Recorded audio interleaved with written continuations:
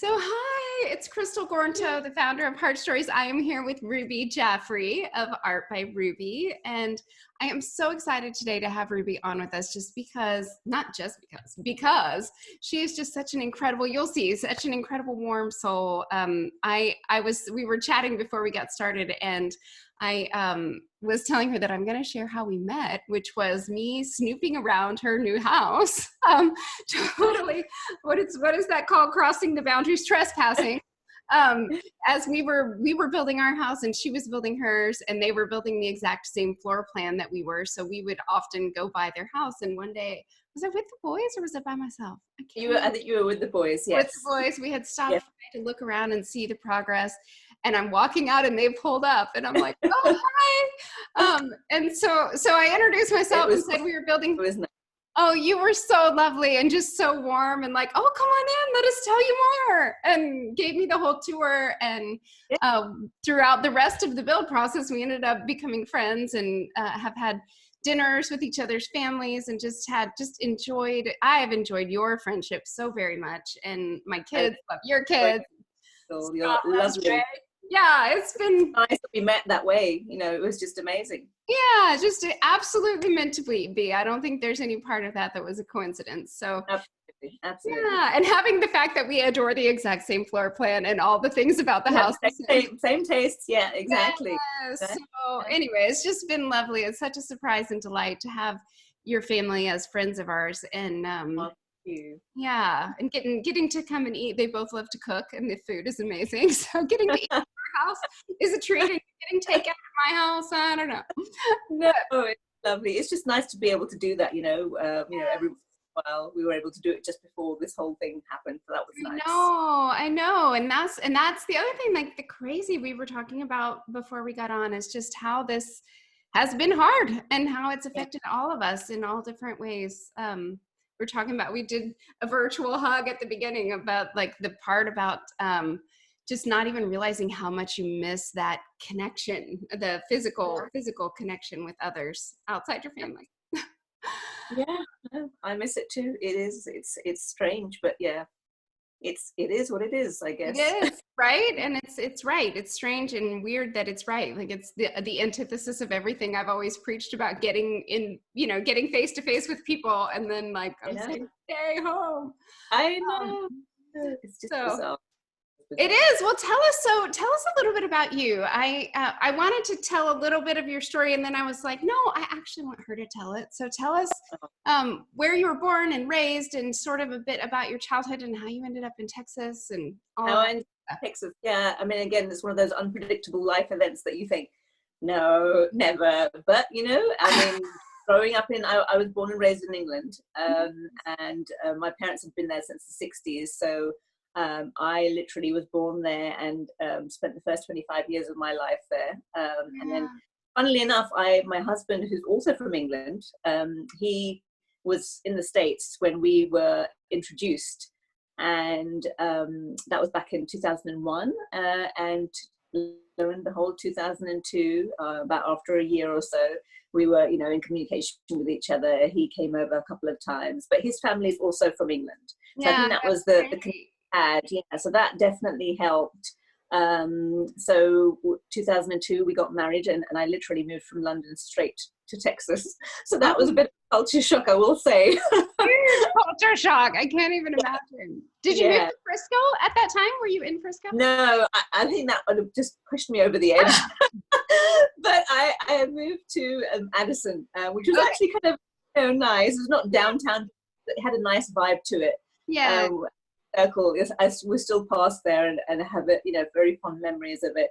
So it was kind of like a smaller. People used to see people walking around. So I was like, okay, there was a corner shop that I could walk down to and go get some stuff from. So that was my first home, Anderson Circle. And then we kind of moved a bit further north to Frankfurt Road and Tollway.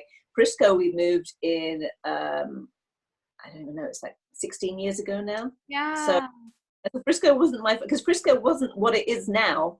16 years. Right. So I think straight to Frisco. I may run straight back to London, but who knows? Yeah, Totally. yeah. You wouldn't have. You would have stayed, but you would not have liked it probably. It would have been, yeah, it would have been harder because, like I said, Frisco, even since we've been here, I mean, even since you've probably been here, Yes, it's just completely changed for the better. I'm absolutely. glad to say, Yes, absolutely. It's a whole different place than it was. yeah, absolutely, yeah.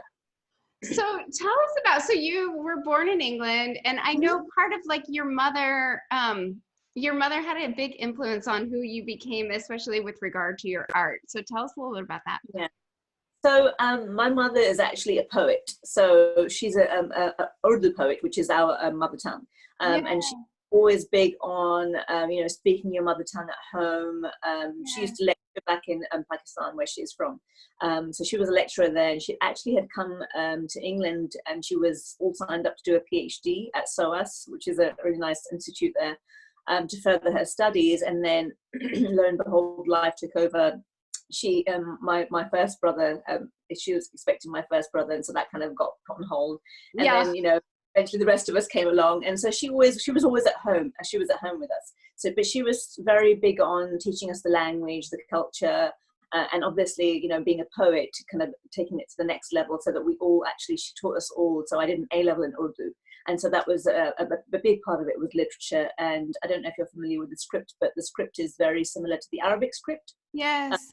The alphabet is very similar, and so I used to always I like writing, and even at school I used to a lot of calligraphy, was always writing stuff for my Wow.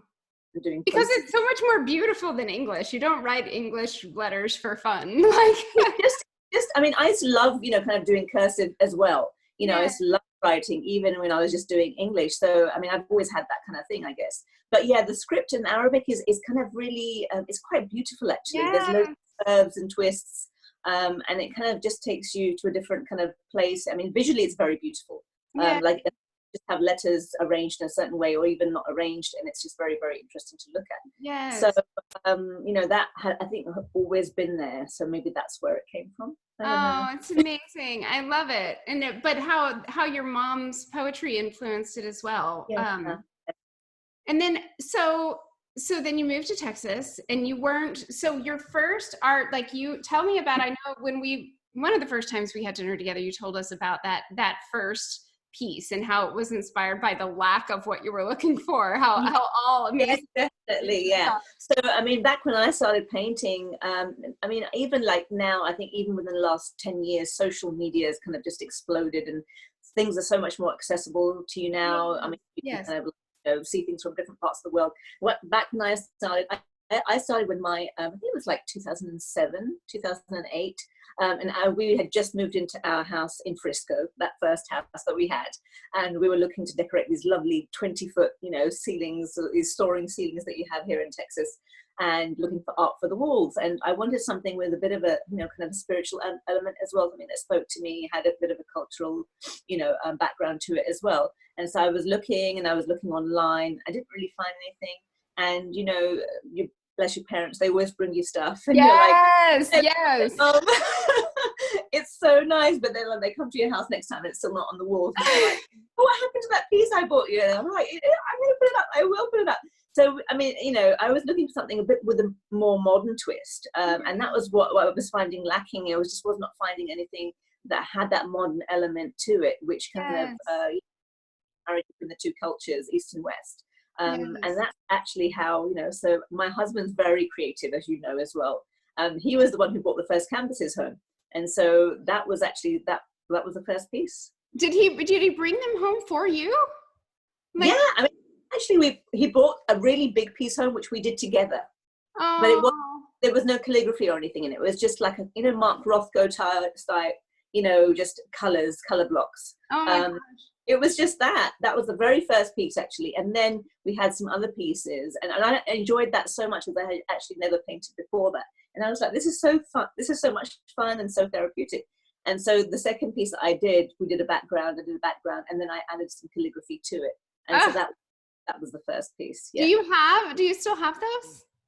No, so that first piece, somebody actually said to me, they came, we had a dinner party one day, and somebody said, oh, where did you get that piece from? I really like it. Ah, I said, oh, well, I did it. It was, something that I did in my spare time, and just, I've been doing these other pieces as well. And she was like, are you selling it? And I was like, I can. I can. It was Oh my gosh. that somebody wanted something that you had done. Yes. So that was a real high. That's so amazing. First, but I know where it is. It's with a friend. So yes. Okay. Well, I was actually, while you were telling your story, I thought I'm going to try to pull up and see. Okay, I can. I've not done this before, but I want to try to screen share at least a little bit of your art. Let me see if I haven't done this on a call before, but I was thinking, why did I not go get, you made me so, and I could go get it, but I should have had it with me. So Ruby made Scott and I this gorgeous piece that has our names. Like, I'll explain that. I have a picture of you with it. Oh, yes, you do. It's on your feed. Yes, it's not my best picture, but you have that picture. But we can share that too. But I want to see. I'm going to see if I can screen share. Let's see if I can pull it off. It won't be big, but because I have them in Google Drive, so it's not going to be the most beautiful display. But I'm going to do it. Let's see, because I don't know. I should have thought to do this before. Okay, here we go.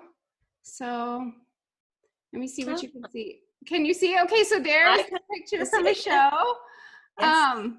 And so tell us a little bit about, like, the one on the left is the more colorful, like ribbon, more abstract. Yes. It's beautiful.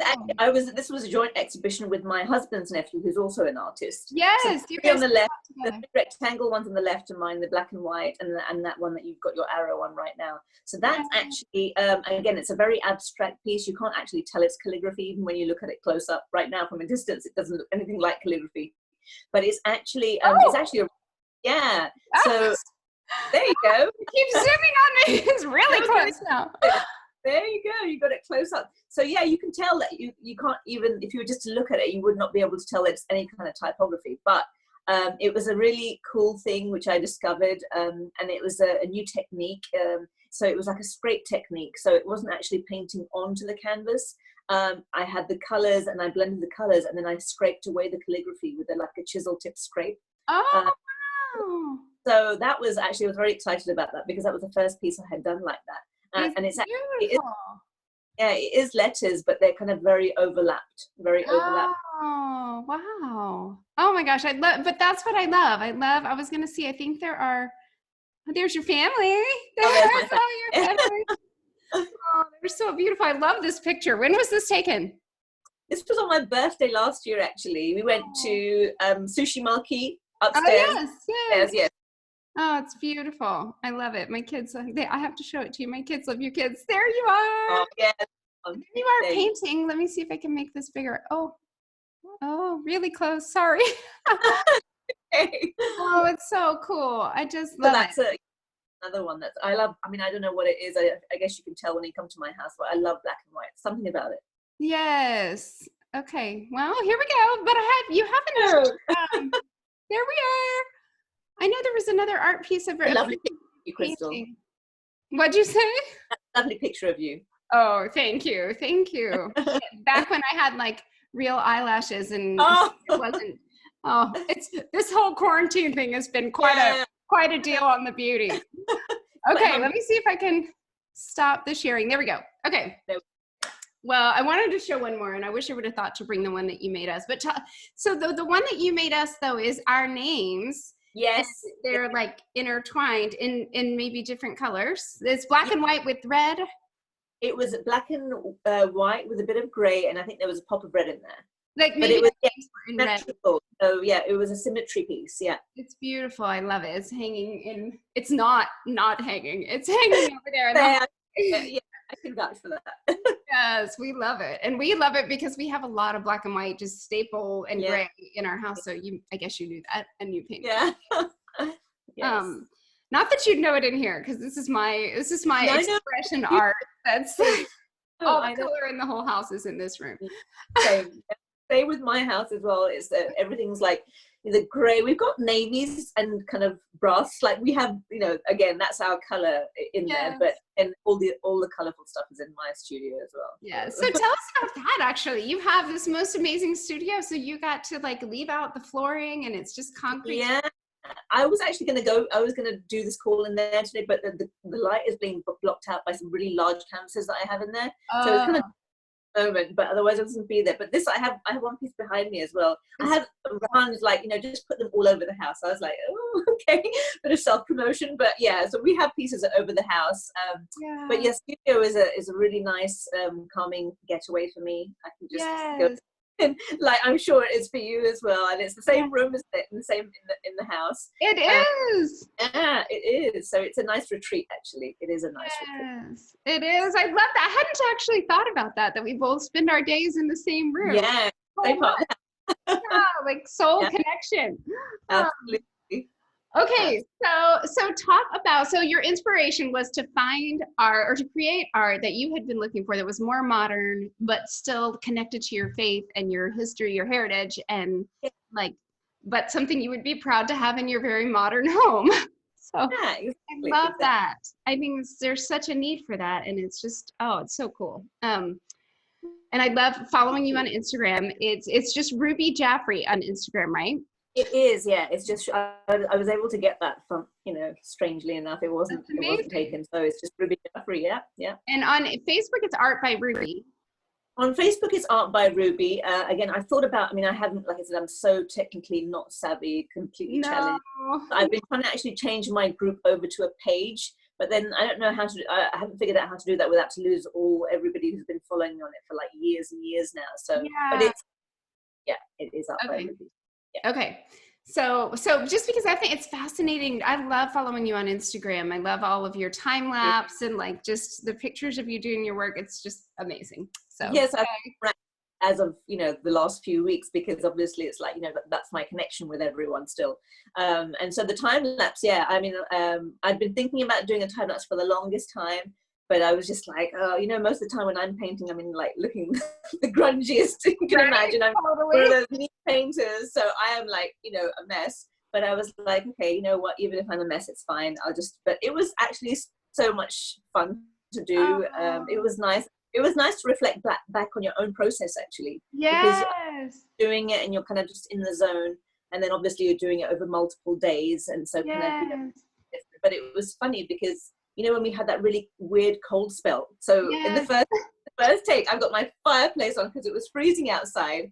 And then the last day I did filming, it was so hot. So it was just like nice that we got the whole 4 seasons. Yes, you got all 4 seasons in 4 days. There you go. Texas for you. Welcome to Texas, right? Yeah. Oh my God. Okay, so that, let's see. So your process, there's so many questions I have for you about the art.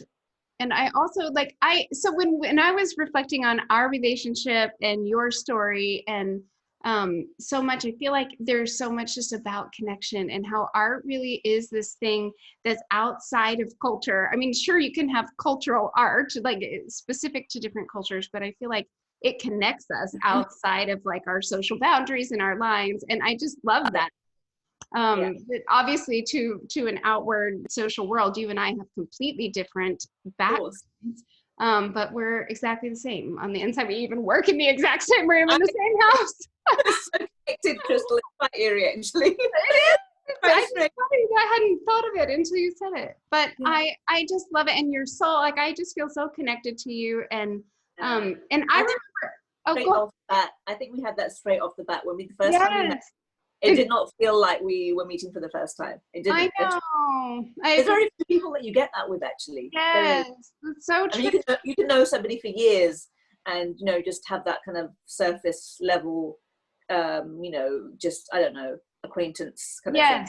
But I think even from the very first, when we met, it was just, you know, we were very comfortable with each other, and we kind of obviously same wavelength, same taste, obviously. Yes. So yeah. Oh my gosh, yes. So I think there's just so much too that I don't know, I relate to, but I don't know, we didn't talk about this before, so if this is not comfortable for you to talk about, we don't have to. I'm sorry, I didn't prep you. It's just coming to me. But when you told me the story about wearing your hijab again, and like, or not again, but like the way you grew up, and your mother did not wear one, correct? No, my family does. So do you feel comfortable telling that story about how that evolved for you?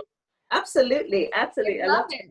And how you because were written up in the magazine, like the whole thing, I was like, oh my gosh, it made me love you even more. So I would love for you to share that story. I was honestly contemplating. I was like, okay, so I'm with my sister on the sofa today, so I can not wear it. Maybe then I was like, oh, it's going to go on social media, so I can wear it. Yes. But I don't think you've ever seen me without it, have you? I've only seen pictures. Yes.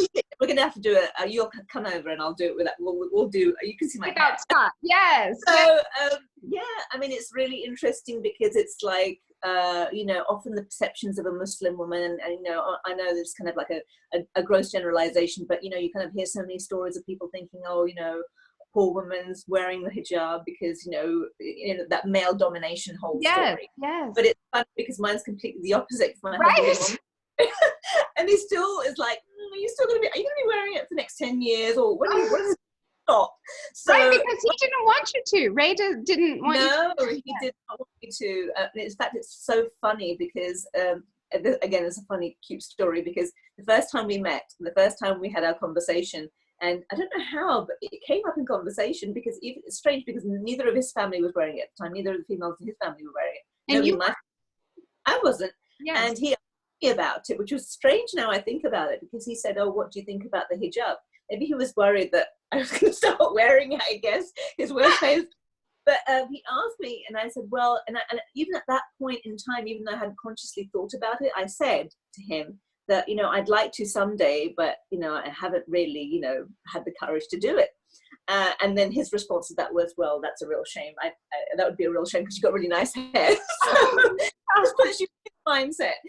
So that's where that was coming from. So it's quite ironic that then I took the step to wear it because, again, people kind of often associate it with, you know, oh, it's been forced upon you or whatever. But it was totally, I thought about it for years and years. Probably like 12 years into our marriage, it took me to, you know, to really kind of feel secure enough in my relationship with my husband, because I know how he felt about it, you know, for me to be able to take that step. And you know, then I literally just asked him one day, I said, look, you know, what do you think about me doing this? And he said, you know, don't let me be the one stopping you. And then that realized that, you know, it probably was just myself stopping me. Couldn't use that as an excuse, you know. And again, as I said, it's pure credit to him because I felt secure enough in my relationship with him to know that, you know, it wouldn't make a difference to the way he felt about me. Because, you know, obviously it's like you go out, you get dressed and you're looking all nice, and then you kind of like, oh, okay.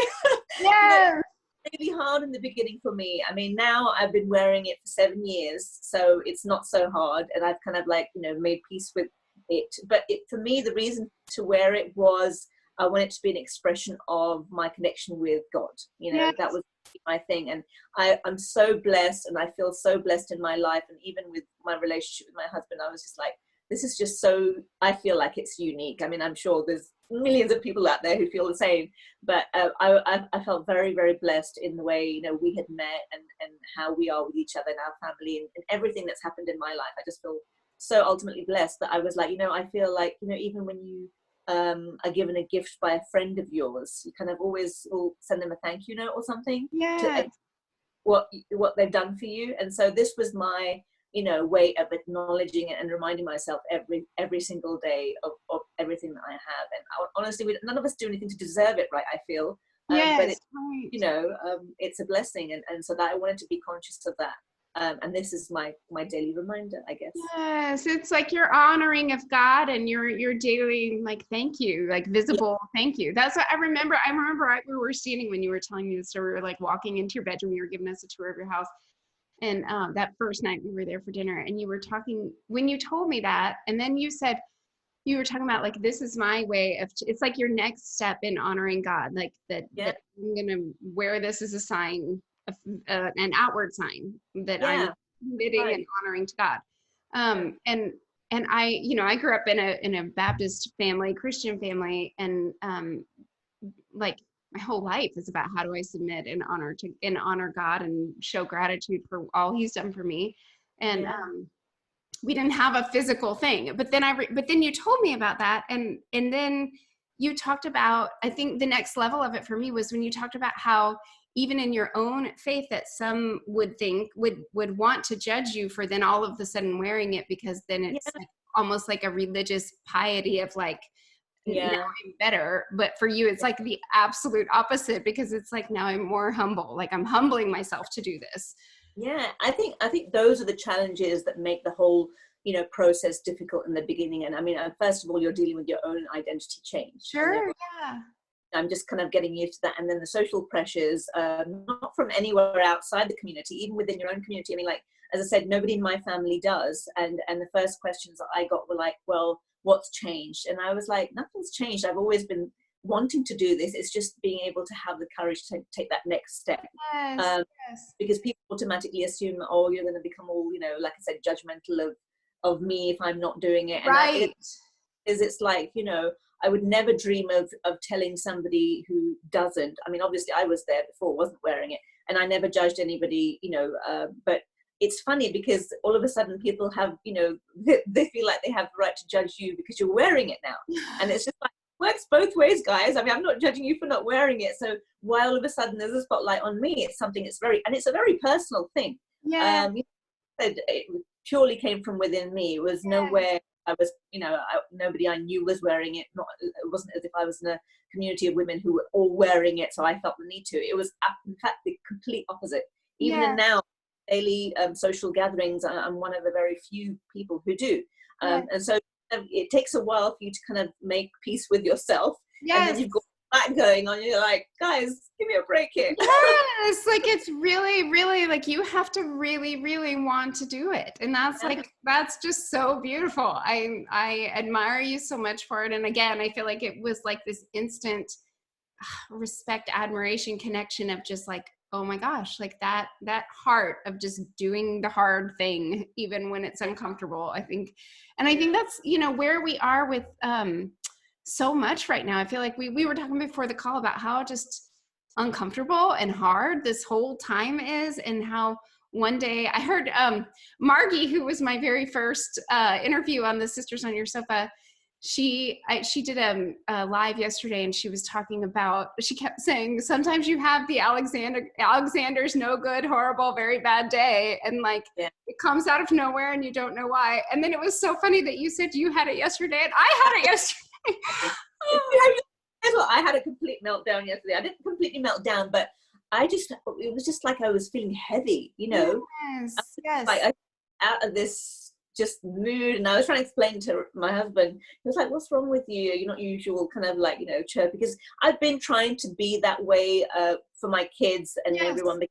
They go through days where they're like, oh, I miss my friends, and I'm always trying to think, and remind them of the positive. And I'm like, you know what, guys, these are our first world problems. We're getting bored. I mean, we are so blessed that, there are so many people that don't even have time to think about those things because they've got much more pressing issues. Right. This whole situation. And for us to sit there and say, oh, I'm just bored, I need to get out. I'm like, you know what? That's so ungrateful, because you're lucky that you have somewhere to shelter in place. Yes. Right. Yeah. Somewhere safe and loving. Yes. At the end of the day, you can, you've got enough food, you've got, a nice, comfortable home to be in, you've got space to move around, you've got the outdoors, and to say that, I just felt, so I was always on that trip, like, guys, be grateful. And yesterday I was like, I couldn't explain what it was, but it was just, again, and I was saying to you that, I guess it's okay for us to feel that way occasionally, it's natural, it's just an adapting thing, an adapting mechanism, I guess. That was my day yesterday. Yes, and I just think it's good to be honest and real about it with each other, because and our kids. I think them being able to see that, like, I was listening to another couple of girls. It was actually Reese Witherspoon and Glennon Doyle talking on a live, and Glennon was telling the story about and this is somewhat unrelated, but I'll get there. Like, she went to her first it was like her 5th or 6th AA meeting when she was younger, and she stood up and said, I don't know what I'm doing wrong here, but like, it looks like you guys all have something I don't, because this is really hard for me. I thought that this was going to be like this wonderful community and my life was going to get better if I stopped drinking, and and it is not better. It's hard and it's terrible and I hate it. And then a woman came up to her after and said something to the effect of, if it's uncomfortable and you don't like it, it means you're doing it right. You were doing it. Okay, she said, I think I must be doing something wrong. And the lady said, no, that means you're doing it right. Yeah. So I think we beat ourselves up way too much over things like that. And as I said, I was constantly trying to, like, you know, think about, you know, why am I feeling like this? What is going on? I was like, hold on, what's going on? But I guess, like I said, you have to have one of those days to then come up next day and then be like, okay, you know, I can, you know, as I said, even with, I feel like, you know, I think you had asked me at some point that what's getting me through this, and you know, what do I do when it's hard? But I think when it gets hard, it's okay to kind of pause and stop for a bit. Yes. Because, you know, like even when it's, you know, on days when I'm like, okay, I don't want to paint. I don't want to be painting every day. There are those days people think, oh, what do? You get up in the morning and you paint every day. But I'm like, oh, I don't paint. There's some times where I just pause and I don't paint for weeks. Yeah. You know, because I feel like, you know, if it's not coming naturally and if it's not coming from the heart, then it's forced, and then what I will do will not be a true reflection of me. And it is true. Worst work is when I'm having to do something. So that's why commissions are hard sometimes. Yes. Because it's like not from the heart, but you know, you give yourself time to think about it. And that's why I always take a longer period of time, because I know that there's going to be some days where it's just not coming. The inspiration is not flowing. Yes. Hey, that's okay to have, you know. Yes, totally. I think that's so good. So let's end with that. Like, one of the questions that is new for you. I haven't done it in the first 3 interviews, but now I'm like, oh, I have to ask this to everybody. I was watching something yesterday, some women talk, and I was thinking, oh, that's so good. So if you could right now give every woman watching, everyone who's feeling all the things, some days high, some days low, feeling like like their kids are getting too much screen time. I know we talked about this, but this is like a time in all history. Like this doesn't fit the rules that we made about screen time when we started out with all the rules. Like the rules are different now. But what would you, if you could write a permission slip to every woman who's watching, or even just to the one who needs to hear it, like what would you give permission for right now? I mean, I just literally going back to what we just talked about, I would say, you know, don't second guess yourself. Self a break, because, you know, sometimes our instincts are to do something, go against something that we are like, you know, we have a routine in our head, and okay, we wake up in the morning, I've got to do this, this, and this. Sometimes like, no. And I think your instincts are there to be listened to. And I think at the time we kind of try and drown them out. And like push through, not take them seriously, because it's like, you know, it doesn't fit in with my lifestyle, it doesn't fit in with what I had planned for today. So I think, as I said, go with your gut. 99% of the time I found that it really is the way to go. It turns out fine in the end. It might not be on the trajectory that you had planned, but it will get you where you need to be for yourself at that time in your life or whatever. But yeah, I've learned to try and do this, but don't second guess yourself. Go with your gut. Like I said, your instincts are there to be listened to, and I think we should listen to them more, because I think we just kind of, as I said, we brushed them aside way too often. And I think both of us feeling so spiritually connected to God, that like that's the still small voice inside that's guiding. It's not I feel like there's voice in that somewhere. Yes. So that's beautiful. I love that. I think that giving permission to listen to what's inside of you and do what that still small voice is calling you to do, or wanting to allow you to express. Oh, it's so good. Well, thank you so much. I'm just thrilled. Of course. Your pretty face, and I miss you. And as I know we don't see each other for ages, but I just feel like, you know, this was, you know, such a night, and there's so many blessings in this whole situation. We're getting to know each other more. We're connecting with people that we haven't spoken to for years, maybe. You know, positive, but it was lovely, and thank you so much for having me on your sofa. Likewise, thank you for coming and actually being on your sofa. My sofa's out there with the kids, so that was not doing this after things go back to normal, and I think this is a really great thing. And it's just that it puts everyone at ease, and it's just nice to hear from other people. Yes, and to hear other people going through what we're going through. I think it's so important to know that you're not alone. All right. Well, thank you, Ruby. We will Ruby Jaffrey on Instagram and Art by Ruby on Facebook. Go find her, follow her work, order a commission. You do commissions. Yes. You're probably a little backed up right now with all the people wanting to order. Again, it's a blessing. I am getting time to do, things that I hadn't got time to do before. I'm working on, getting the prints up and running for the website as well. So yeah, it's all good time to concentrate on all those things. But and you're doing a giveaway on Saturday, which will be tomorrow when this airs. Yes. Saturday.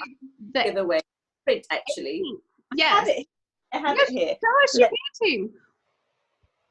And I want to hear what do we need to do to, oh my gosh, it's beautiful. What do you do to enter to win? So I'm going to basically post details tomorrow. So I think it's going to be the standard follow, tag, like. Okay.